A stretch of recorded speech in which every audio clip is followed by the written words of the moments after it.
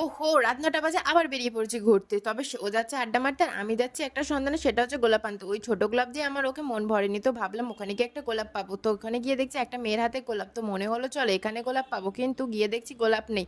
তার বদলে পেয়ে গেলাম কিছু নালিশ। একটা জিজ্ঞাসা কর কি তোমার বর কটা ছয় খেয়ে বলো ভাই চারটে ছয় মেরেছি ওকে এ শালা একটা গোলাপও দেয় না, আর একটা ক্রিকেটও খেলতে পারে না। একে নিয়ে যে আমি কি করি? তারপর ওখান দিয়ে মারপিট করে চলে এলাম বাড়ি। আর বাড়িতে এসে ভেবেছিলাম যে আমার জন্য হয়তো গোলাপ আসবে।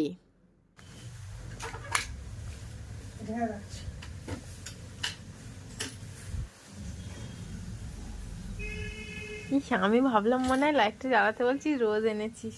রোজ তো বন্ধ হয়ে গেছে। খুব কষ্ট রে, আমার খুব কষ্ট। দেখছি আমি ঠিক জোগাড় করলাম।